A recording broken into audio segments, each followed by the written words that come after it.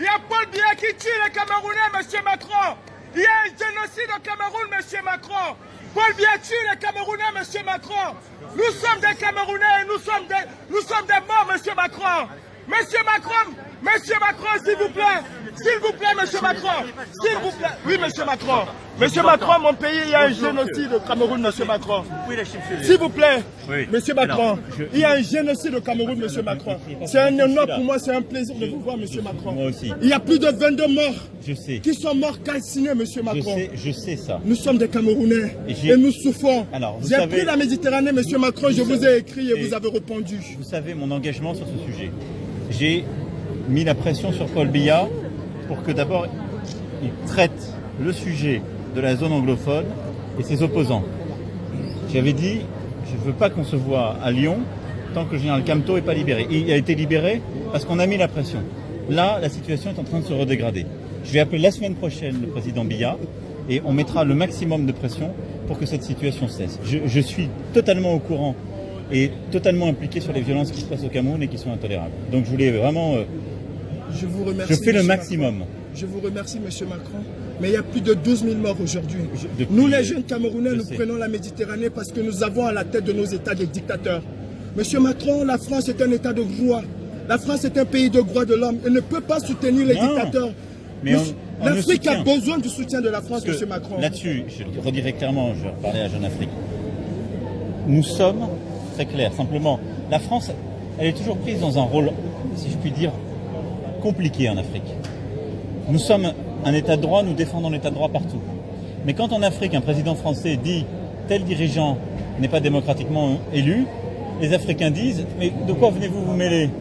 Vous n'avez pas à nous donner la leçon. Donc moi, j'ai dit partout, je veux des dirigeants démocratiquement élus. Et là où ils ne sont pas démocratiquement élus, je travaillerai avec la société civile.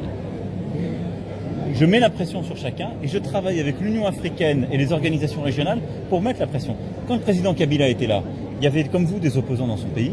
On a mis la pression, on a travaillé avec plusieurs autres présidents. On a réussi à ce qu'il y ait une alternance politique pour avoir le président Tshisekedi. Sur le président Biya, je lui ai dit, il doit rouvrir le jeu, il doit décentraliser, il doit libérer les opposants politiques, il doit faire respecter l'état de droit. Je mettrai tout ce qui est en mon pouvoir pour le faire, je veux vraiment que vous le sachiez. Mais ce n'est pas la France qui peut faire la démocratie au Cameroun à la place des Camerounaises et des Camerounais. Je le comprends, monsieur le président, sauf que quand il vient de prendre de l'argent en Afrique, quand il vient vous prendre de l'argent, c'est pas une ingérence. Si la France donne de l'argent au président africain. Moi là-dessus on est très vigilant, j'aurai l'occasion d'y revenir dans notre stratégie sur l'aide publique au développement. Nous finançons des projets. On ne donne pas d'argent à un président ou à un gouvernant. Sauf que ces projets que vous financez sont détournés. Alors non, si vous avez des sujets de détournement, faites-les-moi savoir, parce que partout on fait de l'évaluation, on vérifie, mais à commencer par des pays comme le Cameroun, on a besoin de financer des ONG, des gens qui aident la population civile. Il y a une dernière doléance, monsieur le président. Il y a des opposants au Cameroun, il y a une femme, Rosa Ndimeni, qui est en prison tout simplement parce qu'elle a demandé le boycott. Est-ce que vous pouvez faire qu'on libère ces gens? Parce qu'on sait que quand vous passez un coup de fil à M. Biya, il le fait. J'espère. Est-ce que vous pouvez me donner les noms? Je vous enverrai le nom, monsieur le président. Dites-moi qui je parlerai avec cette personne. Parce qu'ils prennent les noms. Rosa Ndimeni, Mamadou Mota. Mais si je vous dis oui, je vais les oublier. Je ne vais pas vous mentir. D'accord, monsieur le président. Je préfère qu'il y ait quelqu'un qui les note. D'accord, monsieur le président. Et qui les donne à mon conseiller africain. Je suis juste un activiste. Je suis un activiste. J'ai pris la Méditerranée pour venir en France. La France est un état de droit et ne peut pas supporter ce genre de choses. Très bien. Oui, pardon.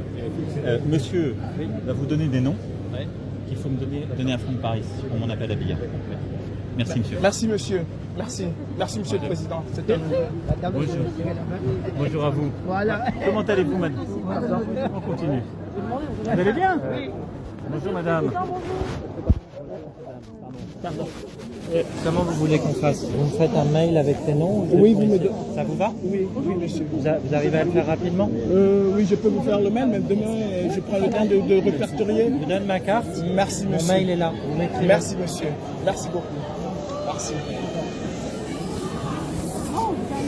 Voilà. J'ai l'impression que tu n'as pas encore capté le truc. Tu n'as pas encore pigé l'enjeu et les enjeux de cette affaire. C'est-à-dire, nous avons un monsieur au Cameroun qu'on appelle Nomgui. Il dit qu'il est président de la République. qui détourne les élections, fait tout ce que vous pouvez imaginer depuis 38 ans. On l'appelle l'homme lion, le sage. Quand il passe avec la sécurité, on dit... C'est-à-dire que même les ministres, chacun devient petit. Les mouches s'arrêtent, personne ne vole, ne survole, rien ne bouge. C'est lui le patron. Alors ce type se lève un jour, il prend les 10 fils de la République, pour rien, il les jette en prison. Il dit non, ici c'est moi, j'ai l'ongoum, c'est moi le président. Il jette les enfants en prison, pour rien comme ça. De l'autre côté du continent, il y a un autre, 40 ans, qui dit oh Coco, écoute-moi bien, écoute-moi très bien, écoute-moi attentivement. Si tu ne libères pas Kamto Maurice, je ne veux pas voir tes pieds ici à Lyon.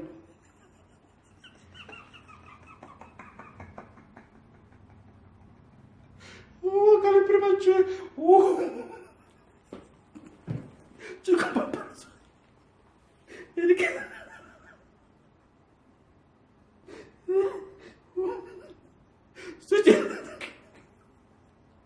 Ton visage c'est Kamto. Si tu ne libères pas Kamto, je ne veux pas voir tes pieds à Lyon. Je veux pas.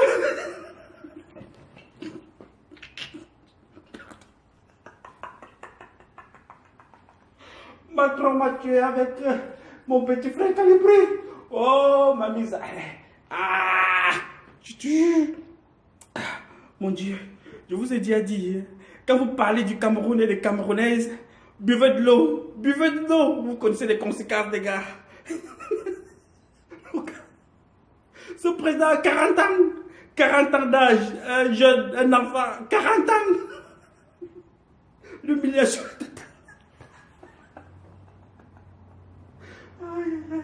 Parce que vous ne comprenez pas le truc. Hein.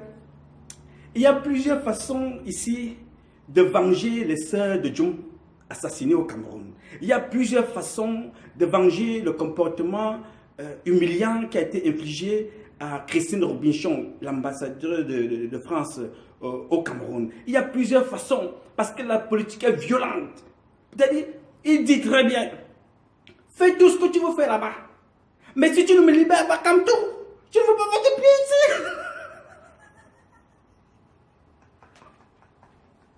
Oh, aïe, ma mise à oh, Calibri, et bah, comment tu es? Oh, il me voit. Oh, un homme. Ah.